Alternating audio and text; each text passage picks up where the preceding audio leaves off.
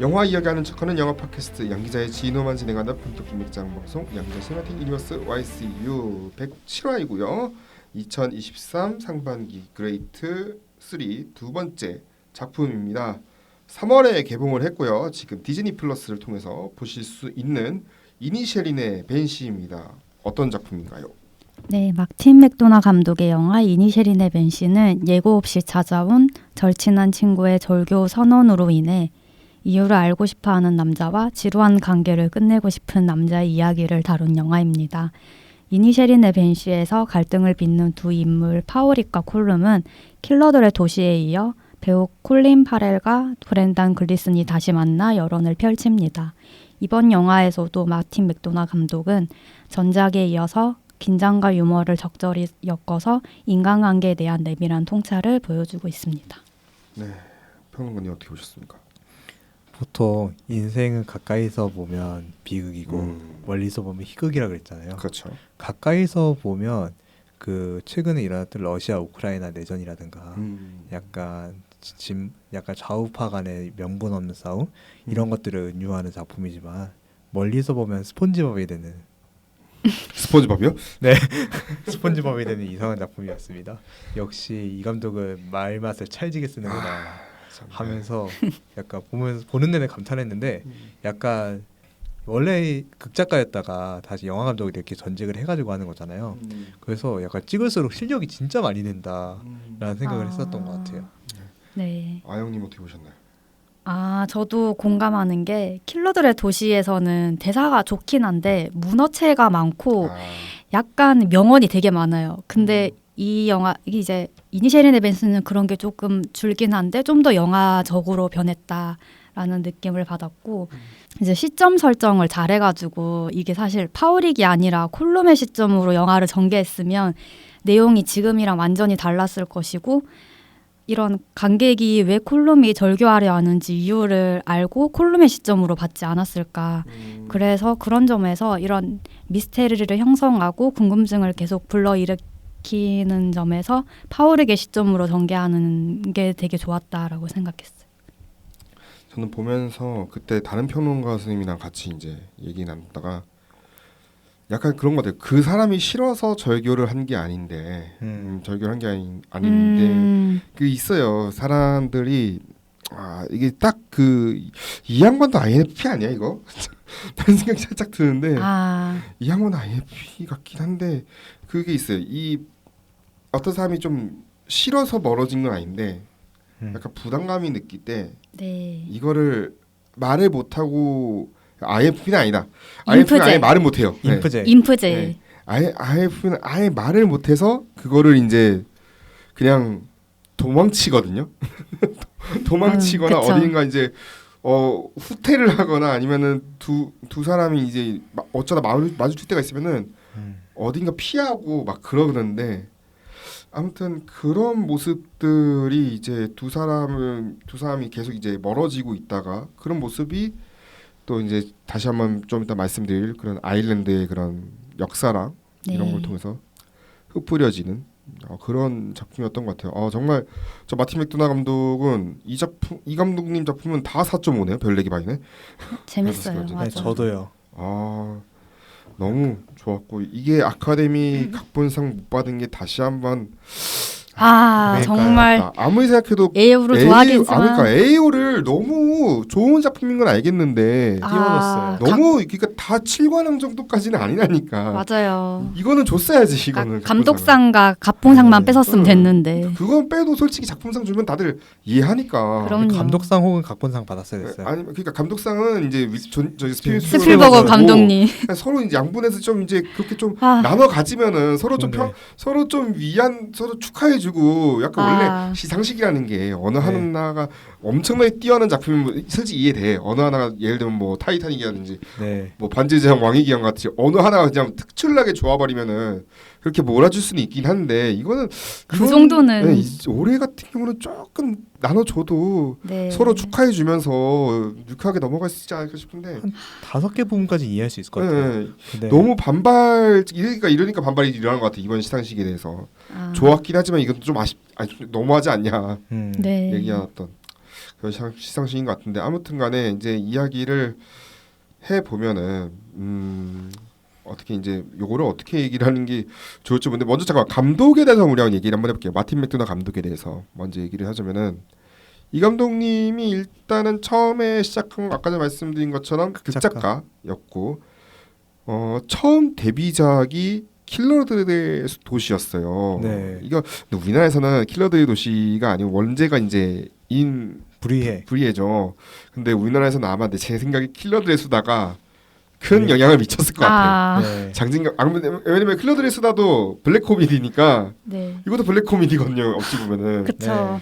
그러니까 이제 이걸 연상케 하니까 킬러들의 도시로 하지 않았을까. 네. 베그스 쪽에서는 생각을 해보는데 이 작품은 정말 지금 생각해도 어이가 없네. 킬러 이제 두 킬러가 아무튼간에 브리에라는 곳에 갑니다. 가서 이제 여행 좀 하다가 뭐 좀 쉬다 와라 뭐 이런 식의 전개인데 알고 보니까 나이 많은 킬러가 선배 킬러가 이제 후배를 죽여야 되는 그런 상황에 놓이면서 벌어지는 코미디죠. 네. 그 지시를 내린 배우도 생각 저 어디서 라이프 파인즈 맞죠? 라이프 파인즈 맞아요. 맞죠. 갑자기 그리고 심지어 이 두 킬러를 맡은 배우가 이번 영화의 주인공인 브랜든 글린슨이랑 콜린 파레인데, 그러니까 이 누가 보면은 이 영화가 2009년, 2008년 뭐 요때쯤에 나왔으니까 환생해서 이 두 캐릭터 환생해서 이 캐릭터가 되지 않았을까 하는 생각도 좀 가져보는 두 사람의 케미가 요때부터 시작이 됐구나 라는 걸 느낄 수 있는 작품인데 어떻게 보셨나요 이 작품? 그 킬러들의 도시는 그냥 약간 이 감독의 약간 그 유머 스타일 같은 것들 이렇게 재밌을 수 있구나 하는 것도 들어오는 것 같아서 좋았고요. 그다음 되게 아까 얘기했듯이 명대사가 많잖아요. 그러니까 약간 짤방으로 만들 만한 거리가 너무 많아가지고 재밌었어요. 저는 최근 이슈화 된 게 아무튼간에 저는 이제 손흥민 선수가 있는 토트넘 토트넘 드리블 치거든요. 네. 이게 너무 저 토트넘 팀 팬분들에게 너무 죄송한 얘기긴 한데 이 토트넘 같은 곳이라고 얘기를 하거든요. 네, 우리 같은 공간이. 그러니까 이게 뭐냐면 천당도 아니고 천당이 이제 우승권, 지옥 그러니까 강등권도 아니고 연호. 딱 그 중간. 네네. 항상 중간에 있어요. 이 토트넘이 어디를 우승 후보라고 하기는 우승을 못 하고 강등될 일도 없고. 그러니까 이게 이제 이런 말맛, 요런 비유적인 관심이 이런 게 계속 나옵니다. 이런 말맛이 정말 잘 느껴지는 좋은 작품이었고 정말 근데 안타깝게도 이 다음 작품이죠. 세븐 사이클. 네네. 요거는 국내에서 정식으로 볼 수 있는 방법이 없더라고요. 그래서 못 봤고 그리고 그 다음 이것도 참 끝내주는 작품인데 쓰리 빌보드. 쓰리 빌보드. 저는 사실 이 작품을 통해서 이제 감독님을 처음 알게 됐거든요. 네. 근데 어떻게 뻔할 만한 서사임에도 불구하고 뻔하지가 않았다. 정말 그것도 역시 쉽게 말하면 그거네요. PC라고 지정되어 있는 것들을 또 깨부시는 맞아요. 서사이기도 하고 그러면서도 PC적이야. 맞아요. 이게 그 마틴 맥도나 감독 영화를 볼 때 든 느낌이 그건 것 같아요. 약간 영화가 이렇게 막 기법이 재밌다, 뭐 촬영이 재밌다가 아니라 그냥 상황이 너무 재밌어요. 네. 그런 엇갈리는 상황들을 잘 연출하시는 것 같아요. 맞아요. 진짜 쓰리 빌보드가 약간 뻔한 복수극일 뻔하다가 갑자기 어느 순간에 약간 사건이 진행되지 않고 갑자기 긴장이 흐르는 장면들 같은 거 그런 거 너무 잘 연출해요. 맞아요. 그리고 약간 그 전작들 다 살펴보면은 좀 소수자들한테 되게 신경을 많이 쓰시는 것 같고 그리고 이렇게 다양한 인종들을 대사에 많이 드러내는 영화는 진짜 킬러들의 도시 처음이었던 것 같아요. 약간 파키스탄인부터 시작해서 뭐 베트남인 뭐 그런 여러 인종들에 대한 그런 혐오적인 발언을 이제 하잖아요. 그 남자 주인공이 확실히 그런 인종 차별과 소수자 이런 것에 대한 주제에 대한 그 관심이 계속 있으신 것 같아요. 그러니까 그러니까 쓰리빌보드의 주인공 밀드레드가 이제 딸이 죽었잖아요. 딸이 죽어서 이거를 빌보드에다가 딸이 죽었고 이제 이걸 이제 쌍욕을 그냥 거기다 써놨죠. 아. 빌보드 자체에다가. 네. 네. 이제 서장의 이제 무능함 이런 네. 이제 이런 거를 계속 홍보가 되고. 근데 이게 그런 거죠. 이게 성폭력 피해자 어머니의 폭로에 대해서 현실 사회랑 똑같거든요. 이것도 네, 위드유처럼 이제 지지를 보내는 사람도 있었지만 음. 어디서 뭐 이런 방법 꼴 보기 싫으니까 빨리 내려라 하는 네. 것도 있고 또 살해 위협도 오고. 네. 그러니까 이런 네. 게 그 당시 또 이제 기조가 또 미투 운동이 기조였기 때문에 맞아요. 아카데미에서도 그런 영향도 네네. 있었는데 이 작품을 보면은 그 밀드헤드라는 캐릭터가 어쩌면 결국은 영화에서도 소수자 포지셔닝을 해요. 그런데 사회적 정의를 위해서 움직이는 또 캐릭터도 또 아니었어요. 맞아요. 그냥 장애가 있는 사람이고 아까 그 갑자기 배우 이름이 샘 로겐? 피터 딩클리지. 피터 팅글리지. 피터 딩클리지 맞나요? 피터 팅글리지 맞아요. 네, 그 이제 그 장애가 있는 사람 아니면 또 성별에 관계없이 그냥 모두 까기. 아. 거기에 애도 그냥 막 까. 네, 맞아요.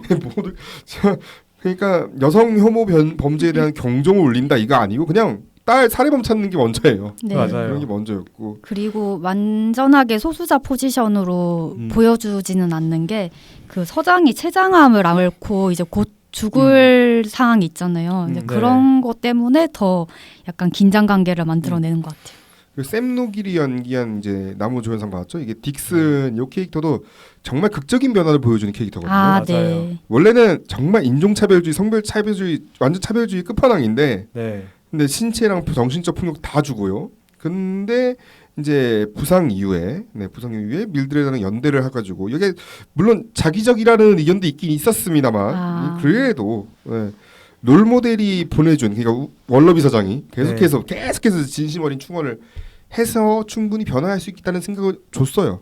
이게 결국 또 말맛의 힘이거든요. 그리고 샘 로겐 배우자 제임인 것 같아요.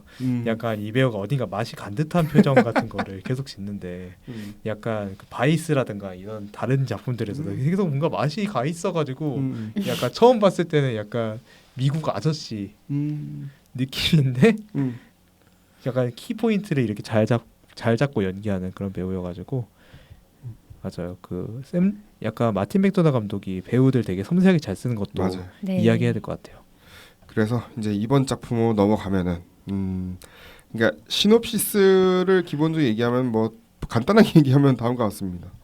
예를 들면은 아일랜드의 외딴 섬마을이에요. 이니셜린이 그리고 가상의 지역이죠. 네, 네. 가상의 지역인데 여기서 파우릭 설리반이라는 남자가 있습니다. 콜린 파렐이 연기한 여기서 여동생 시오반 반려당나귀 제니 이렇게 함께 살고 있는 정말 순진하고 상냥한 그런 남자인데 그러니까 하는 일이 사실 거의 없어요. 네, 백수죠 이거 이 사람. 네. 뭐 하는 일이 뭐 하는 사람인지 모르겠어. 그냥 하나뿐인 절친이었던 콜름이랑 그냥 매일 오후 2시에 만나가지고 맥주 한 잔 뭐 수다 뭐 요런 거 펍에서 네, 그게 다예요 일상이. 그러니까요. 아니 돈을 수입이 있나? 라는 생각이 들 정도로. 근데 어느 날 이제 파우릭이 콜름이 이제 브랜든 글리스 연기한 콜름이 갑자기 절교 선언을 딱 합니다. 그러니까 정말 일상이 다 뒤바뀌어 버리죠. 짐 찾아가도 나오지도 않고 말 걸어도 무시하고 그냥 이런 콜름의 일방적인 결정을 이해할 수 없는 파우릭인데 그래서 그럼에도 불구하고 계속 찾아가요. 계속 그러니까요. 찾아가서 퇴근하고 그런데 상황이 악화되고 그러면서 이제 슬픔, 외로움, 분노까지 이제 가게 되죠. 그러면서 벌어지는 이야기인데 이 파우릭 설리반 캐릭터에 대해서 한번 좀 더 얘기를 한번 해볼게요. 어떤 캐릭터라고 보셨는지. 저는 일단 인물들에 대해서 그러니까 스케치하듯이 얘기를 하자면 네네. 아까 스폰지밥이라고 그랬죠. 네네. 어떤 캐릭터가 이게? 그 스폰지밥. 파우릭은 스폰지밥입니다. 스폰지밥. 콜름은 징징이입니다. 콜름은 징징. 그 다음에 나중에 그 등장하는 베리키 오건이 연기한 캐릭터는 뚱이. 그 다음에 시오반 설리반은 다람이. 이제 그래. 여동생이 왜인가요? 이제 다람이. 네. 다람이. 그 다음에 제니는 핑핑이. 핑핑이. 근데 심지어 직계사장도 있어요. 펍 사장님. 경찰 아니에요? 경찰. 아 그래. 경찰. 그 펍사. 네. 걔네 아버지. 그러니까 걔네 베리키오간 아버지. 베리키 오건 아버지. 네네. 심지어 직계사장이에요. 근데 다 생각해보면 맞아요. 맞아요. 네. 그러니까 그리고 파우리크 콜룸 가지고 누가 하와수라고 하기도 했고요. 정준하와 박명수. 이런 식으로 둘이 되게 케미가 잘 맞는 그런 한데 파우릭은 약간 순박하고 그러니까 사람에 대한 약간 그 필터링 같은 게 없어요. 그러니까 또 그 얘기를 꺼내야 될 것 같긴 한데 AT 필드가 없어요. 또 에이트필드. 그냥 다가가나요? 그냥 다가가는 누구한테나 약간 거리낌 없이 그리고 동네에서 되게 백지 취급받는 음. 그런 캐릭터라 가지고 되게 재밌었던 것 같아요. 약간 백지 근데 또 웃긴 게 백지 캐릭터 같은 경우는 삶의 진실을 들여다본다라고 보통 연출이 되잖아요. 근데 파우릭은 약간 자기가 삶의 진실을 믿는 거예요. 상대방한테 그냥 웃으면 되잖아. 그냥 뭐 하면 되잖아. 이런 식으로 해가지고 되게 세상을 밝게 보려는 사람 그런 거 가지고 약간 볼 때 답답하다는 느낌도 없지 않아 있을 것 같아요. 멍청하다고 약간 소리도 듣고. 네. 아영님은? 네, 근데 파우릭이 약간 그렇게 밝은 인물이고 약간 MBTI로 따지면 MFP 같은 인물이라고 봤는데 이 인물이 콜룸과의 불화 이후에 자꾸 자신에 대한 재평가를 하게 되는 게 약간 그게 시오반과의 대화를 나누면서 누가 이 마을에서 가장 멍청하냐고 묻기도 하고 그게 약간 도미닉이 더 멍청하지 않냐 이런 식으로 조금 그 불화가 이 파우릭에게 크게 작용해서 자기의 성격을 되돌아보게 된 것 같아요. 그리고 약간 콜롬과의 대척점인 인물이기도 한 게 주변인과 수다를 떠는 것에 대해서 파우릭은 평범하고 즐거운 수다라고 말을 하는데 콜룸은 약간 무의미한 수다라고 말을 하면서 이 인물들을 대조적으로 그려낸 게 재밌었던 것 같아요. 콜룸에 대해서 이제 얘기를 해보면은, 그러니까 약간 진지하고 단호한 성격인데, 그러니까 원래는 앞으로의 남은 삶을 바이올린 연주랑 작곡 활동이랑 뭐 이런 걸 하면서 사색에 전념하려고 했던 캐릭터잖아요. 그러니까 절교를 하고 난 이후에는 네. 그래서 인생의 유작을 남기는 거를 목표로 세웠고, 그래서 파울이 덕분에 약간 콜룸의 숨통이 약간 트여진 것도 있긴 해요. 근데 어느 순간부터 수다가 시간 낭비처럼 느껴진 거죠.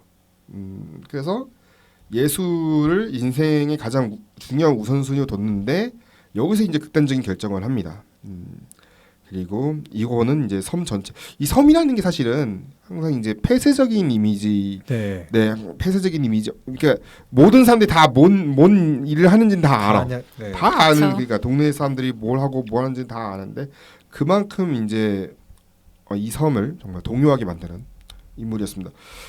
콜룸에 대해서는 어떻게 얘기를 하면 될까요? 근데 콜룸은 한편으로 그렇게 봐도 될 것 같아요. 약간 바이올린 연주라든가 이런 것들이 마을에서는 흔치 않은 일이잖아요. 그렇기 때문에 외부에서 사람이 왔을 때 바이올린 연주 같이 한 사람이겠다 와 하면서 기뻐하는 모습을 보이잖아요. 그렇죠. 그러니까 이 사람은 누구보다 섬의 약간 권태로움에서 벗어나고 싶어하는 인물. 음악으로서. 음악으로서. 그렇기 때문에 이 나중에 이야기를 하겠지만 시오반 설리반도 이 섬의 권태로움을 벗어나고 싶어하잖아요. 지식인으로. 네. 맞아. 그러니까 이 사람이 머무르는 그 사회 자체가 되게 그 나중에 벤시라는 상징으로도 얘기를 하겠지만 종교적이고 약간 전체주의적이고 이런 사회가 아닌가. 그래서 거기서 벗어나려고 하는데 자기도 어떻게 벗어날지 모르는 인물로 보이기도 했어요. 콜룸이. 네. 어떻게 보셨나요?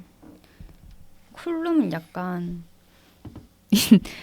또 MBTI로 얘기하자면 인프제라고 느낀 게 사실 제가 인프제이긴 한데 한 해의 마무리를 손절로 끝내고 시작을 손절로 하면서 시작하거든요.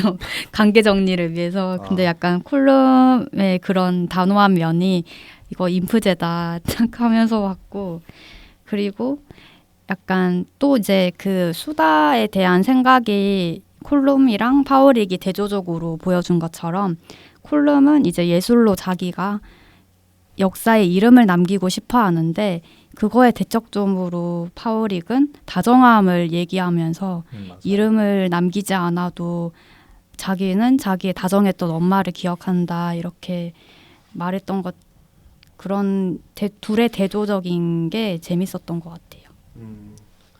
자, 그럼 다음 캐릭터 아까 전에 말씀드린 캐릭터가 동생 시오반 설리반인데 어쩌면은 정말 파오리과의 우애가 아주 돈독한 그런 관계인데 콜룸의 절교 선언에 덩달아 동요해서 찾아갑니다. 뭐 찾아가기도 하죠. 왜 이제 절교하냐고 뭐 이런 식으로 이제 얘기를 하면서 동요도 하는데 하루의 대부분이 거의 보면은 여기도 지금 뭔 일을 하는지 모르겠어요. 네. 독서, 저녁 식사 준비, 뭐 이게 뭐 이거랑 뭐 딱히 뭐가 없는데 아무튼 외로움으로 시간을 채웁니다. 그러면서 섬을 벗어나고 싶은 야망을 품은 인물로 묘사가 됩니다. 이 캐릭터는 어떻게 얘기해야 될까요? 이게 또 여우 아카데미 이번 여우조연상 또 후보에 올랐어요. 캐리 콘돈이. 시오바는 아까 방금 얘기했다시피 이 섬의 권태를 누구보다 제일 벗어나고 싶어하고, 그러니까 섬의 약간 생태계라든가 그러니까 약간 그러니까 파울이 사고 치러 갈 때마다 구하러 가잖아요. 그렇죠. 콜름이 어디 있는지도 다 알고, 그러니까 이 섬의 원리를 꿰뚫고 있는 유일한 사람이기 때문에 이 섬을 벗어나고 싶어하는 그런 사람인 것 같아요. 그리고 또 재밌는 게 성당에 가지 않잖아요, 적극적으로. 네. 그러니까 이 마을 사람들 다 성당에서 약간 서로 만나고 거기서 공동체 형성하는데, 이 사람은 약간 종교와 달리 이성의 공간에서 약간 자신의 자아를 형성해내지 않나 싶어가지고 이런 섬과 완전히 정반대된 인물이라는 생각이 들었습니다. 저는 MBTI가 인팁인 것 같아요. 이 사람은. 오늘 네. 다 나오네요. 아영 씨는 어떻게 생각하시나요, 이 인물의 MBTI? MBTI는 일단 T 유형이라고 생각을 하고요. T예요. 네, 그리고 시오반이 약간 섬을 벗어나고 싶어하는 거를 초반에는 잘 드러내지 않잖아요. 맞아요. 근데 이거를 약간 비슷한 인물인 콜룸이랑 대화를 하다가 이렇게 바뀐 것 같은 게 시오반이 콜룸에게 찾아가서 오빠가 이 상황을 끝내려면 어떻게 해야 하냐 하니까 콜룸이 침묵해 주면 돼라고 말을 하고, 이제 자기가 시간이 너무 흐르면은 이제 지루함을 둘 시간도 없고 그런 것들에 대한 말을 하는데, 자기도 이 섬이 건태로우니까 그 말을 듣고 이 섬을 벗어날 약간 심리적 계기로 작용한 것 같아요, 이 대화가. 맞아요. 네. 그리고 이제 파워릭과 콜름의 절교에 영향을 받는 또 하나의 인물 도미닉 커니인데, 콜름을 제외한 파워릭의 가장 가까운 친구입니다. 네, 콜름을 제외하면은 어수룩하고 정말 거침없는 언행으로 사람들에게 무시를 당하기 십상이지만 섬을 두루 도와다니면서 나름의 줏대로 상황을 관찰하고 사람을 있는 그대로 바라보는 인물이에요. 그럼 잠깐 이거는 인피제 아니 어디로 가야 되나요? 2로 가야 되나요? 네, 2로 가야겠죠? 아무튼간에 베리 케오간이 요즘 정말 굵직굵직한 영화 잘 나오고 있어요. 맞아요. 요즘 제일 저는 앞으로 아카데미 후보군, 이번에도 아카데미 후보 올랐지만 조만간 향후 한 10년 안에는 한번 상을 받을 것 같은 배우 중에 한 명이거든요. 네. 맞아요. 네, 어떻게 보셨는지요? 베리 키오가는 그냥 베리 치트키라 생각해요. 그냥 이 인물은 그냥 아무것도 안 하고 있어도 불길하고 솔직히 별거 정말 별로 사람한테 그 인상 못 받은 이터널스에서도 거기서도 그나마 좀 있어 보였어 연기하는데. 맞아. 그 뭐지? 그 심지어 그린라이트에서도 그냥 10분 나오는데 네, 얼마 안 나왔어요. 10분 나오는데 짜증나고 약간 저 베리 키오건 때문에 약간 산 캐릭터 같다는 생각이 들었고요. 두 번째 아까 얘기했다시피 뚱이에요. 뚱이. 그 제일 그러니까 파우릭보다 더 멍청한 그런 캐릭터인데, 이 캐릭터는 어쨌건 그 시오반에게 대시도 해보고 자기도 나름대로 뭔가를 해보려고 하는데 그냥 자기가 바보여서 안 풀리게 돼가지고 그런 좀 안쓰러운 인물이기도 하다는 생각이 들었었어요. 그 어쨌건 베리 키오건은 잭 니콜슨 이후로 약간 피지컬로 먹고 들어가는 진짜 희귀한 배우 같다는 생각이 드네요. 그거 맞아요. 희귀한 배우가 될 것 같아요. 어떻게 보셨나요? 네. 저도 이 배우가 약간 캐릭터보다 배우가 더 많이 보이는 것 같고, 어쩌세요? 네. 그리고 이 배우가 조연상을 받았어야 했는데라는 아쉬움이 나왔던 것 같아요. 근데 키오이칸이 너무 세서 너무 셌죠. 키오이칸의 해에 이기도 했으니까. 네. 아무튼 이제 얘기를 이제 계속 하다 보면은 이 작품은 결국에는 이니셜이라는 공간을 통해서 아일랜드와의 그런 아일랜드가 처했던 관계를 얘기해 줬는데, 사실 이게 작년 올해 아카데미 상식이 보면은 뭔가 아일랜드를 이제 많이 주목한 시상식이긴 했어요 올해. 네, 마법 기분이요. 네, 왜냐면은 네. 아까 전에 지미 키멜도 이런 얘기를 했어요. 지미 키멜 시사회자 하면서 올해 아일랜드 출신 배우들이 많이 후보에 올랐다. 그래서 오. 글로벌하다. 그래서 올해 시상식이 이렇게 얘기를 했었거든요. 예를 들면 아카데미 단편 영화상도 언 아이리시 굿바이라고 어머니의 죽음 이후 사이가 소원해진 형제가 다시 만나면서 벌어지는 이야기인데 이것도 아일랜드 작품이었고 아까 지금 이제 최근에 개봉한 말없는 소녀 역시 네. 아일랜드 게이러를 사용한 몇 안 되는 영화인데 가족의 의미가 어떻게 정의되는가 그것도 잘 표현한 작품이었고 저는 말없는 소녀가 그럼에도 불구하고 사실 말없는 소녀는 네. 마지막 이름에 헤어지기 심이 있어야 했는데 저는 좀 좀 놀랐어요. 네. 이 작품이 싫어서 놀란 게 아니고 그래도 올랐어야 했는데 뭐 맞아요. 하나 정도는 약간 정치적 의의가 없긴 네. 정치적 의의가 좀 부족하긴 했어가지고 그 헤어질 결심은. 그러니까요. 아무튼 이제 이니시메시의 배경에 한번 얘기를 한번 해볼게요. 이게 1920년대잖아요 배경이. 네. 네. 그때 아일랜드 내전이 일어났어요. 이걸 뭐 간단하게 얘기하자면은 영국이랑 아일랜드가 조약을 두고 네. 영국이 분할 통치에 찬성하는 이들 그리고 아일랜드 자유국 건국에 찬성하는 이들 사이에서 전쟁이 일어난 거죠. 네. 요거는 이제 요거를 우화적으로 표현한 게 이건데 결국은 밖에서도 보면은 포성이 들리고 네 맞아요. 그런단 말이죠. 바다 너머로. 사실 이 내전에 관한 영화는 정말 좋은 작품이 하나 있습니다. 네. 네, 보리밭을 흔드는 바람이라고. 네, 켈로치 감독의 칸 영화제 황금종려상 수상작이죠. 근데 요 둘이 아무튼 그 당시 아일랜드 정치적 상황으로 비유하면 어떻게 얘기하면 될까요? 파고리과 콜름의 관계는 아무래도 콜름 글쎄 둘 중 어느 쪽으로 봐도 상관이 없다는 쪽이긴 해요. 왜냐하면 명분 없는 싸움이니까 어쨌건. 네. 그래서 저는 이 작품이 어제가 상을 탈 수 있을 거라고 생각을 했었던 게 1923년에 표기가 되어 있는데 100년이 지난 지금 러시아 우크라이나가 싸움하고 있잖아요. 그거에 대한 약간 그거에 대한 반응으로 이 영화에 줄 줄 알았는데 서부 전선 이상 없다고 훨씬 세가지고 훨씬 셌죠. 네. 이 측면에 대해선 그럼 직접적으로 보셨으니까 이거는 은유고. 네. 그래가지고 저는 그 둘 중 어느 쪽이든 상관없다. 근데 상관이 없는데 결국에는 저거잖아요. 네. 결국은 지나는 대립은 결국 파국으로 향했다. 파국을 향했다. 그리고 아일랜드도 결국은 서로를 향한 죽음의 땅이 되었고. 그래서 뭐 작년에 아카데미 상 받은 작품 그것도 생각해보니까 아일랜드 작품이네. 벨파스트가 배경했던. 네. 그건 역시 이제 IRA 얘기 IRA 하고 그쪽 네네. 얘기니까 네. 결국에는 이런 분쟁이나 분열, 갈등에 대한 얘기인데 저는 약간 그것처럼 느꼈거든요. 파워릭이 내전이 이제 빨리 지나가기를 바라면서 맞아요. 아일랜드 분할에 찬성하는 입장을 대변하는 것처럼 느껴졌고 저는 네. 콜름은 자신의 성격처럼 아일랜드 자유국 건국에 찬성하는 입장처럼 좀 느껴졌어가지고 그게 약간 그런 것 같기도 해요. 이니셜인데 벤시라는 노래를 만들잖아요. 노래를 만들고 계속 뭔가를 남기고 싶어하는 거는 자기 민족만의 뭔가를 남기고 싶어하는 모습과도 같다. 네. 그리고 이제 뭐 물론 아일랜드를 비유하지 않아도 뭐 충분한 사유를 주긴 하죠. 네. 인간관계. 네. 파우릭은 그러니까 마티 맥도나ल्드 감독이 이렇게 얘기했죠. 파우릭은 콜름이 왜 더 이상 친구가 되고 싶어하는지 이해할 수 없고 받아들일 수도 없다.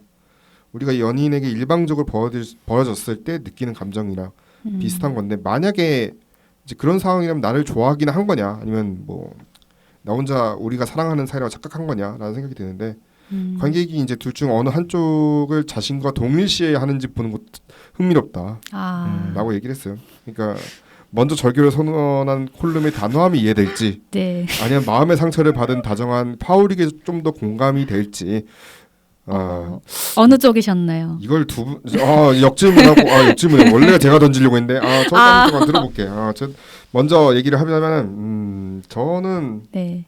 사실 영화 보면서 진짜 많이 생각난 거는 역시나 마음의 상처를 받은 게 받은 저보다는 절교를 선언한 게 좀 이해가 됐어요. 아, 아까 제가 맨 처음에 제가 말씀드린 것처럼 네. 제가 예전에 이제 과거 딱 그것도 한 11년 정도 넘었네. 딱 11년 됐네. 11년 전에 제가 뭐 어떤 이제 친구랑 결국에는 절교가 됐죠. 네, 절교가 된 것도 이런 거랑 비슷했어요. 예, 제가 그냥 뭐 그냥 이 관계가 어느 정도 이제 뭔가 긴장 텐스라고 하면은 그 친구도 사실 그렇게 얘기했었거든요. 저랑 이제 얘기를 하면서 이제 약간 앙금이라고 하죠. 예, 앙금 같은 게 쌓이면은 이제 가라앉잖아요. 점점 조금씩 이제 가라앉는 네. 네. 그런 앙금 같이 이제 서로 이제 관계가 끊어지는 그러다 보니까 저는 이제 사실 피했고 그러니까 이게 어느 순간에는 이거 다시 말하고 싶은데 라는 생각이 드는데 근데 이 영화는 어떻게 맨 마지막에 보면 이제 스포일러입니다. 맨 마지막에 보면은 어떻게 다시 그래도 만나요. 네. 만나긴 네. 만났어. 맞아. 나 그래서 그 신기했던 거야. 이게 그래도 저 친구들은 만나는구나. 나는 만나지도 못했는데 라는 생각이 좀 든 거예요. 그래서 두 분 어느 쪽이에요? 어느 쪽으로 좀 더 몰입하셨어요? 저는 MFP입니다. 아, 그래서 파울이. 파워릭입니다. 약간 무한 애정을 주는 사람이기 때문에 그 뭐였지? 계속 이렇게 다정하면 안 되냐 하면서 이렇게 쪼그릴 때 좀 제 모습 겹쳐 보여가지고 그런 거 그리고 그 뭐였지? 그 뭐지? 보통은 뭐 삶의 의미를 찾아야 된다 이러는데 그냥 옆에만 있어도 충분하다고 이렇게 얘기하는 것도 그냥 제 모습 같아가지고 그래요. 어느 쪽으로 보셨나요? 아, 저는 콜룸에 완전히 감정이입을 해가지고 그냥 저 파워릭 쟤 뭐 했냐 하면서 계속 했냐? 쟤 뭔 잘못을 했길래 이러면서 봤던 것 같습니다. 아니 물론 최근에 이제 개봉한 애니메이션 한국 애니메이션 영화 중에 그 여름 이번에 아, 네네. 개봉했잖아요. 네, 이것도 맞아요. 내용이 이거랑 사실 좀 비슷하거든요. 두 네, 연인이 맞아요. 있는데 이 두 연인이 이제 헤어지는 과정인데 이게 관객이 따라서 약간 마음에 물론 이게 뭐 동성애 때문에 그런 건 아니고 여기서 이 여자 주인공 이 캐릭터가 와닿지가 않은 거죠. 그러니까 쉽게 말하면은 그거 자기 연민 아니냐 이것도 막 이렇게 인프피죠. 그렇죠. 이렇게 한 거 아니냐. 다른 여자랑 지금 어떻게 또 만나가지고 네. 뭐 얘기하면서 서로 관계가 이제 끊어지려고 하는 건데 누구죠? 그 수희가 진국이다. 네. 수희는 다 해주는데 그 해줄 거 다 해주는데 왜 지금 왜 버리고 난리냐. 심지어 가지 말라고 했어. 네. 거기도 보면 나와요 작품에. 맞아요. 네, 가지 말라고 거기 왜 가냐고. 근데 이렇게 되지 않았으니까 느낌이. 왜냐면 여기도 딱 똑같거든요. 여기도 왜냐면 여기 이 두 사람이 있는 지역도 원래는 농촌 지역이었잖아요. 맞아요. 네. 이 관계가 결국에는 들켜지면은 다 그냥 파국으로 변할 수 있는 거니까. 근데 여기 이니시리는 섬처럼. 근데 서울은 사실은 사람들이 바빠가지고 닥칠 신경을 안 써요 원래. 그쵸. 맞아요. 뭘 심지어 퀴어 퍼레이드 한다? 퀴어 퍼레이드 하는구나. 왜 이런 네. 느낌이지. 그러니까 맞아. 사람들이 이러고 있는데 이런 자유로운 공간에 갔으니 물론 완전한 자유는 아닙니다. 뭐 이거는 뭐 우리의 뭐 어쩔 수 없는 말이 안 되는 얘기지만 아무튼 요런 게 좀 관계가 딱 그런 느낌이 들었어요. 이 작품 보면서도. 그 뭐지 마을의 한가운데 있는 그 성상 같은 거라든가 그렇죠. 맨 처음 네네. 영화에 딱 나오잖아요. 네, 맨 처음 영화에 나오는 성상이라든가 약간 신비적인 요소들 이런 것들 음. 영화 내내 맴도는데 그런 것들이 약간 그 이 마을의 약간 전운 같은 걸 상징하고 두 번째로 이 마을이 어떤 신비로운 약간 이런 것들 종교적인 상징이나 이런 것들로 하나로 뭉쳐 있는 도시지 약간 두 사람의 관계를 배려하지 않는 도시 곳이라고 생각이 들었긴 했어요. 그리고 또 이게 보면은 아일랜드 문제를 제가 그때 최근에 또 그것 때문에 글 쓰면서 봤지만 이게 그 떠나는 장면이 약간 이제 그런 당시도 그랬지만 1980년대는 더 심해졌잖아요. 이 말 없는 소녀 때도 그랬지만 그러니까 오일 쇼크라든지 이런 것 때문에 결국에 아일랜드가 위기가 왔고 맞아요. 경제적인 위기가 왔고 결국 떠나야 되는 그런 상황에 놓였는데 그걸 잘 보여준 영화가 사실 그것도 있었어. 싱스트리트. 싱스트리트 결국에는 경제 위기 보여줬고 결국은 둘이 이제 배 타고 가잖아요. 아무튼간에 네, 영국적으로. 맞아요. 그런 것처럼 이 작품도 결국에는 뭔가 떠나는 사람들에 대한 이야기도 있었던 것 같고 그런 관계성에서 아니 확실히 마틴 맥도나 감독이 이거는 잘 포착을 한 것 같아요. 네. 맞아요. 벤시 그러면 잠깐 작품에 등장 안 해요. 벤시는 근데 공포 네. 영화 아닙니다. 참고로 이니시리 벤시 이러면은 아 이거 공포 영화인가 맨 처음에는 나이트메어 엘리처럼 절대 공포 영화 아닌데 그러면 왜 벤시를 이름을 지었을까? 결국에는 제목은 왜 이니시리 벤시일까? 한번 생각해보자는 거죠. 왜 벤시였을까요? 이거 뭐지? 준비하신 게 또 있는 것 같아요. 아니에요. 준비한 게 있는 건 아니고 그냥 킬트 신화에 등장한 요정이어가지고 그냥 그 이니셰린의 벤시가 약간 민족성 네. 같은 거 얘기하는 그런 느낌이 아닌가. 그리고 이 또 영화, 하나가 네. 이거 불길함을 상징하는 여신이니까 전운하고 벤시가 불길함을 상징하는 맞는 것 같은데요. 맞아요. 그럼 대충 어느 정도는 그렇게 해도 맞긴 하겠네요. 네. 약간 그리고 울지 않았는데 막 계속 흐느끼는 소리 들리는. 아 맞아요. 그게 있어요. 그래서 예전에 그 해리포터나 이런 거 보면은 벤시라는 게 그쪽으로도 의미를 쓰긴 해요. 유령 쪽에서 종류할 때. 맞아요. 벤시 유령 해가지고 막 나오기도 하고 해서. 네, 스타크래프트 유닛 이름도 그렇게 나왔습니다. 아무튼간에 2예요. 2죠. 네, 1은 제가 들어본 적이 없어가지고. 아이고. 또 이제 하시고 싶은 말씀이 혹시 있을까요? 준비 중에 없으신 걸로 하고. 참고로 음악 감독은 카터바일입니다. 네. 카터바일 음악 감독이 참고로 뭐 아까 전에 말씀드렸던 뭐 3일보도 그랬지만 저는 캐롤이 상당히 좋았고. 아 맞아요. 캐롤이 상당히 좋았는데 아무튼 브랜든 글리스랑 같이 이제 협업을 했어요. 네, 실제로도 브랜든 글리슨도 뮤지션이기도 하더라고요. 본인 자체가 맞아요. 음반에도 참여를 했고 또 아일랜드에서도 공연을 많이 했었대요. 네, 네. 실제로도. 그래서 뭐 마이클 콜린스 그것도 이제 네. IRA 관련된 영화였죠. 네 맞아요. 그거랑 콜드 마운틴에서도 바이올린을 연주한 바가 있다고 해요. 그래서 이번에도 직접 이제 연주를 해가지고 배우가 직접 보여줬다. 그 마지막으로 약간 할 만한 얘기는 어쨌건 그 마틴 맥도나 감독이 되게 재밌는 포인트 중에 하나가 그러니까 죄로 받은 거는 반드시 물건으로 돌려줘야 된다. 혹은 그에 응당하는 처벌로 돌려줘야 된다. 이런 것들 어쨌건 연극에서는 약간 선명하게 손가락을 자른다든가 아니면 약간 총으로 이렇게 들고 간다든가 이런 거 보이는데 이거 우리가 그러니까 옛날 함무라비 법전처럼 이를 뽑았으면 상대방 이도 뽑아라 이런 것들을 연극의 논리로 이렇게 잘 연극으로 들어와서 이걸 다시 영화로 들여보는데 그런 것들이 되게 재밌는 장치인 것 같아요. 그러니까 손가락을 잘라가지고 이렇게 던진다든가 이런 그렇죠. 것들. 네. 그냥 관계를 얘기할 때 되게 애매한 게 이렇게 오가기보다 이 사람을 단호하게 보여준다. 손절이라고 하는데 손절을 진짜 손절로 손절로 해야 돼. 아, 손절을 손절로 하는. 손가락 절단. 야, 이거 제목감인데? 네, 네. 손가락을 손가락 절단. 자, 아무튼 그리고 제니 마지막 제니를 잠깐만 하자면 참고로 뭐 당연히 여기 작품에 나오는 모든 동물들은 안전하게 수석 동물 조련사의 감독하에 안전하게 촬영이 됐다. 네, 라는 거 미리 말씀드리고 혹시나 이제 제니 보면서 어씨 이거 진짜 그런 거 아니야? 했는데 절대 그런 일 없다. 네, 근데 근데 농담이긴 하지만 2호에서 당나귀 죽는 것보다 여기 제니 죽는 게 더 슬프지. 맞아요. 동물을 사랑하고 순수함을 사랑했던 파우릭과 제니의 관계. 그래서 아카데미 시상식에서는 제니는 아니고 제니를 연기했던 그 당나귀는 아니고 그냥 근처에 있는 당나귀를 데려온 거라고 해요. 아카데미 네. 때는 어쩔 수 없어 공수를 해야 되는데 그럼 또 바다를 건너야 되니까 맞아요. 그렇게 됐다고 합니다. 자, 그래서 이제 다음 시간에는요 이제 그레이트 3 세 번째 작품 애프터 선을 통해서 찾아뵙도록 하겠습니다. 청취해 주신 대단히 감사합니다.